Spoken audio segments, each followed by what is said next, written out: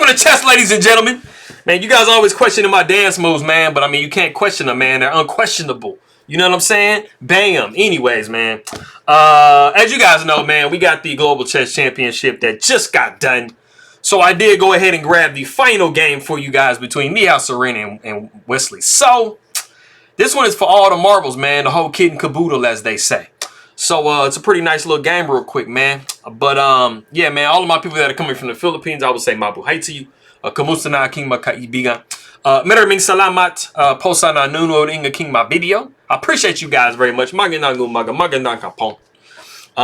Wherever you're coming from, whatever time it is for you when you see this, if you see it, thank you for seeing it. Anybody who is coming from India or more specifically the Kerala region, I will say namaskaram to you. And Nandi, I appreciate you guys very much for stopping by and taking a look at my stuff. But if you guys are ready to go, let's take a look and see what we got for this game, homie. So we got the move D4. We got knight to F6. We got C4, E6.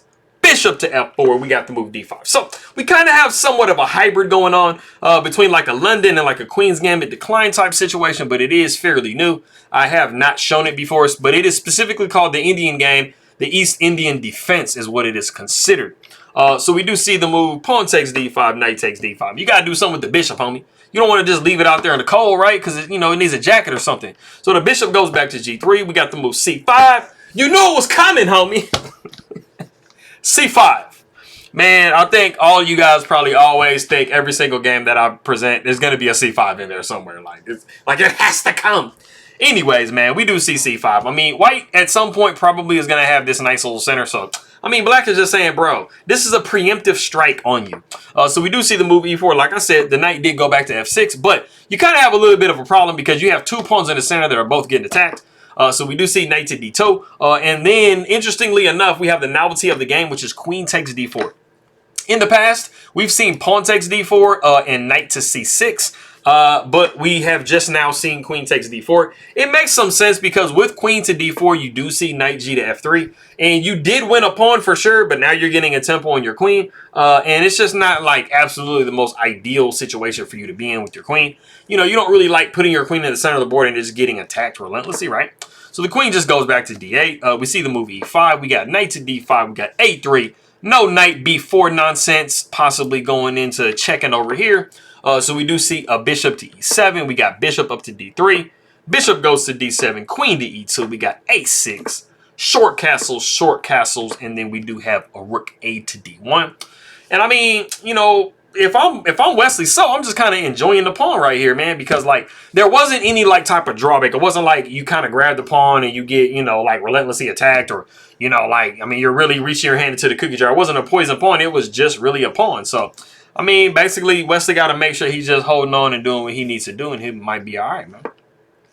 So the bishop does go to B5, and then we actually see knight to C4 in the position, even though, you know, capturing here was actually possible, just getting your pawn back. And then pawn would take, queen would take. You probably would see something like queen to B6, queen taking, and then knight up to E4. And I mean, like I said, this just does recover the pawn. And you got some knight to D6 possibly coming, threatening this pawn over here. So, I mean, that was definitely a nice way to go about it. Still says black is better, but I don't know why, son. But like I said, we did see the move knight to C4. We got knight to C6. We got H4, knight goes to A5. And so we're really just like honing in on this knight. For some reason, this knight is not liked at all by black. You're like, dude, get your knight out of my face. So we do see queen up to E4, just trying to laterally protect everything. You know, we got this pawn flung out, this knight hooked up. So, you know, we kind of trying to hold everything down. And we do see the move G6. You know, white really wants you to just forget and just relax and just let go and just get checkmated. So, like, let's say, for example, like black goes here, right? Bizam, right? I mean, we're not going to do that, bro. But that's what white wants. Like, Nihal is like, bro, just lose, bro. But Wesley so says, nah, but I'm going to go G6, man. We're not even doing any of that stuff. So the knight goes down to E3. We see knight taking E3, queen taking E3, and then queen going over to C7. Just placing a nice little attack on this pawn. Of course, it's like triple defended. So it's not really, you know, a sitting duck at the moment, but you never know.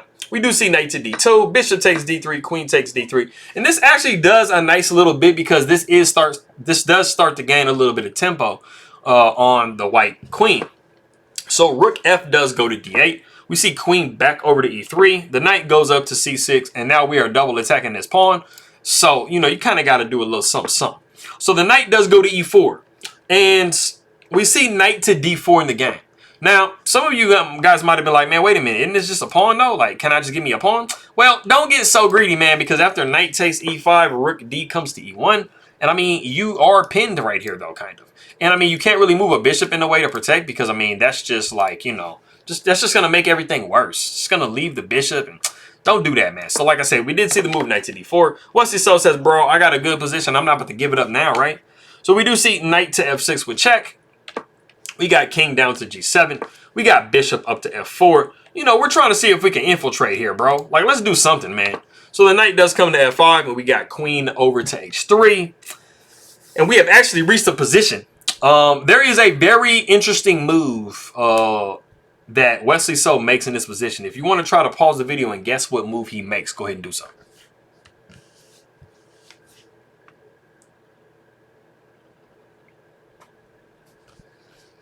Okay, cool. So, some of you guys might see it. Some of you guys may not. You know, black kind of might possibly want to take this knight, right? But the problem is right now, if you take it here, that is completely losing after pawn takes f6 with check, and you have just discovered an attack on the queen. So, in light of this, Wesley So was like, bro, I'm not in a hurry. I'm just going to sidestep all that. So, he goes king to h8. So, if you found king to h8, then you would be gangster. Because, I mean, you would be like the king of, like, you know, quiet. Don't worry about this move over here. I'm just not caring about nothing, man. You know, but I'm not worried, though. So the knight does go down to e4. We see rook taking d1, rook taking d1. And, I mean, you know, we still got a pawn as black. So it's like we're trading down into a possible beneficial endgame. So the rook does come to d8. And we're like, trade. Let's go, bro. Like, I mean, why not, man? Knight does go up to d6. We see king over to g8. So Wesley So is just like, dude, I'm going to play like the immortal king move game right here. Because he went king to h8, then king to g8. And then initially went king to g7. So it's like, why am I triangulating my king? And it's not even an endgame, homie. That's because he's Wesley So. He just, you know, he's just setting his own rules, bro. So we do see the pawn pushing to h5. And I mean, we have to try to do something, man. Get this position ripped up in some type of way. And so we actually see the move g5. And I'm not really sure exactly what Nihal Sarin was looking at, like what he was calculating in his head. But he actually just, I don't know if he saw checkmate maybe, but he goes the move h6. And I think some of you might be wondering, like, wait a minute. Like, didn't I just hang that bishop though? But like, okay, I got to check, and then, but I mean, I can move from the check, right? Yeah, you kind of can. So after the move h6 came, Wesley So says, bro, I don't believe you, man. I'm just going pawn takes f4. Queen goes to g4 with check. The king side steps over, and then the knight takes on f5. Rook takes d1 with check. The queen takes on d1. And this was highly crucial. Like, you had to be able to do all this because, yeah, if you didn't, I mean, then, yeah, I mean, the queen was just going to be, like, pretty much mating black. So you didn't want to go down that line. So we do see pawn taking f5. We got queen up to d3. We got queen taking e5. And, I mean, black has sacrificed, I mean, white has sacrificed their piece, but they didn't really get anything in return that they would have loved to have gotten in return. So we see the move queen to d7, and we are actually super dreaming of a piece. Like, we are hoping that black forgets the fact that he's kind of back rank made it a little bit over here because of this pawn. And he just does something random like b5 or something and just completely pretty much like drops the situation after queen to c7 or the queen to c8 with check. You're going to have to block with the bishop. And that's something that I think a lot of you guys see like whenever you're playing. I know I see it a lot from the black side when I'm like trying to checkmate over here or something like that. You know, you got a bishop right here, you got a king right here, or even a bishop here and a king right here, and you check on this back rank over here. And the bishop got to cover. The bishop basically just has to die to make sure you're not getting mated. So, yeah, it's unfortunate. So we are not going to see that.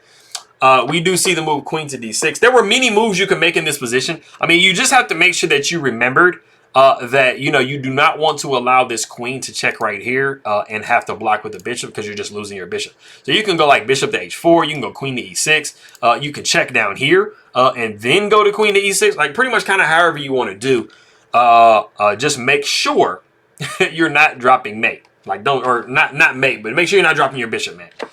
So, like I said, we did see queen going to d6. We saw the queen going back to c8. And then the bishop now covers on d8. Queen taking f5. I mean, you getting some material back, homie, but nah, like, it ain't even enough, dude. The queen takes on h6. You got queen taking c5 with check, so you might be doing a little something, something. But the king does sidestep over to g7. We got queen to d5. I mean, even if you win this bishop, like, you're still lost. Like, that's crazy. But you're still, like, in a bad position. So the queen does go to b6. We got the move b4. h6. Queen goes to e5 with check. The queen goes over to f6. And we absolutely, 1000% cannot do this trade. So the queen goes over to d5, attacking, you know, trying to do a little something with the bishop again. But we see the move b6. And it is in this position that Nihal Sarin does resign the game. And I think you guys can see. I mean, there really isn't anything else to do. You are up an entire pawn and a bishop in this position. And, I mean, there's just nothing left to be done, man. At any given point, you know, black can just push the pawn here, too, and mess up your pawn structure. So not only are you down a piece and a pawn, you know, black can be more mean just to get rid of its one weakness, man. I mean, but that's for another day, man.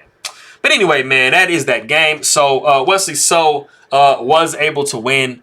I think it was 200 grand. Now, he got to pay taxes on that, I'm sure. But, I mean, he still got a nice 175K.